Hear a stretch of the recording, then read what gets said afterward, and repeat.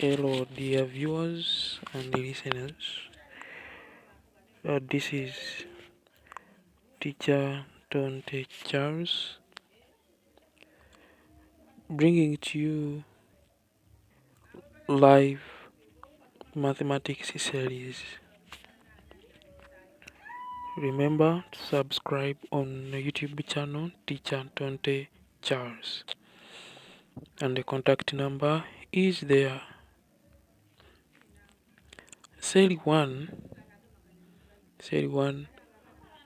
bringing you the principles of mathematics for all level, as we can see.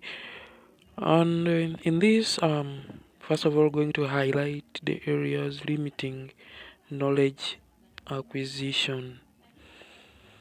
In this part, we are going to look at what is limiting our learners, especially in this new curriculum, to achieve the learning outcomes as set by NCDC. And after all this has been sorted, we shall find the subject easier for our learners. And now let's go to the first one. That is the mindset. I have understood mindset in 3 ways. One is the bias or the hatred. Everyone must be much aware that the learners have got a big bias and a hatred to this core subject. Learners think mathematics is for the bright. Learners think mathematics is for a few. So they have developed that bias and they have left it. Others even declared. We need to advise our learners, counsel them in that line. Then number 2, the wrong stories from elders and friends. These children, especially those who are not the firstborns in their families, have heard stories from their elders and friends who have studied before them, telling them how mathematics has been hard with them, how they have continuously failed mathematics, and this has made the new entrants to think the same way, think that mathematics is like that, cannot be passed, you can't excel, never. Learners should be told that someone whose story about mathematics doesn't work on you. It is you who should change the story and give another testimony. And then number 3 is the bad history from close friends and relatives. Dear listeners and viewers, learners have heard stories even from other teachers on the same schools, telling them, mathematics is hard. They've had friends, moreover close friends, telling them, me I failed the math. Relatives telling them, I failed the math. A parent telling the son, the daughter, I failed the math, I got a 9. If now the learner gets a 10, hey, you are doing well. Me, I used to get 0.3. I remember I was getting 0.4. Those are the bad stories I'm talking about. Let's hide our bad history from our learners, from our children, to make them work hard. Actually, we should tell them to work hard such that they can think we were even better than them. Area number 2, that's the time factor. In 3 ways, schools give MTC less time. You may find a school X giving mathematics 2 lessons, 2 doubles. Others even have singles for mathematics in this new era. What can 40 minutes do to change the mind of a learner to make the learner understand a certain concept. Mathematics should be given more time on the school timetable, and it can even be better if teachers are many, such that they can understand from different angles. Another aspect is learners give MTC less time for research and trial. Learners have found it a problem to allocate time to mathematics. Teachers of other subjects pile them with notes, give them pages, give them work to research, and they resort to make those research. They revise those other subjects because they seem to be understandable. Yet they need to give time to this core subject, and they revise it even more in order to understand it better. Make a research from friends, teachers, and elders.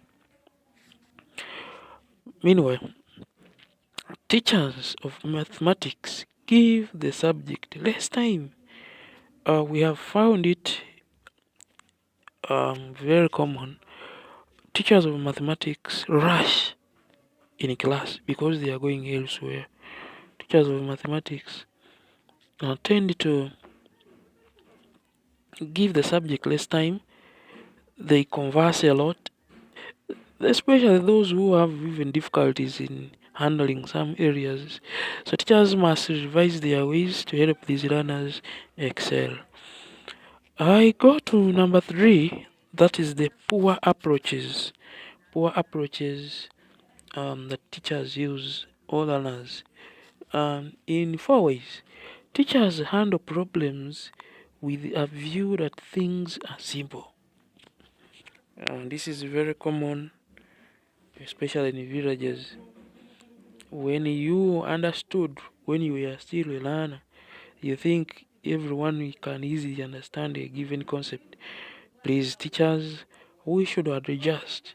Learners, tell teachers to use suitable speed that favors you. Um, Learners can understand when we lower ourselves to their level of understanding. Good.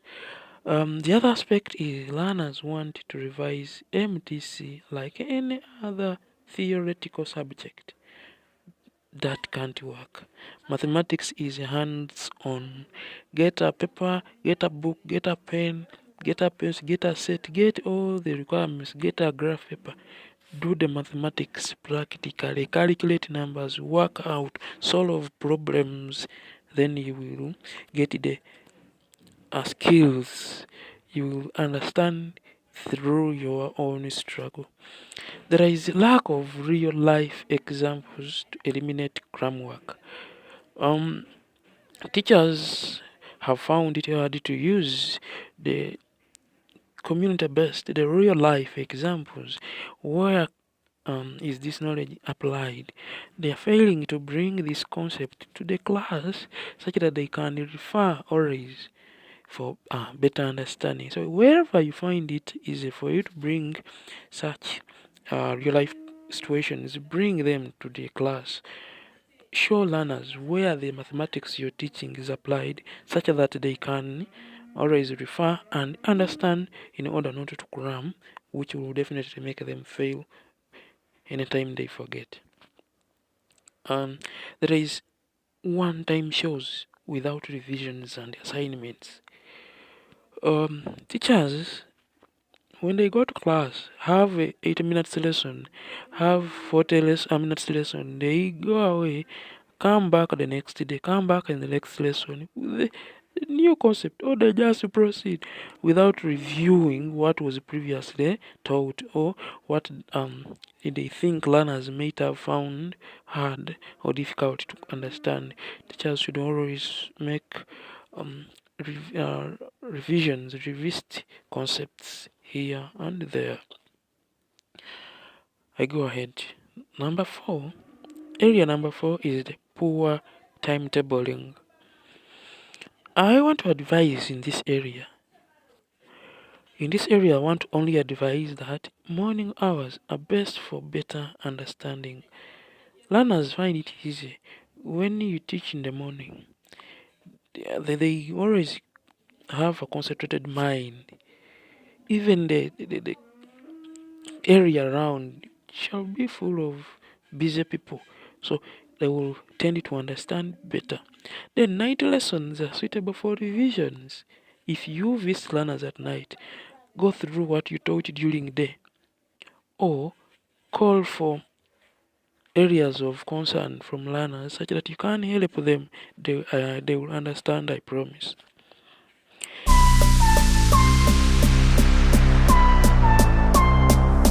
Yes, lastly is the question interpretation.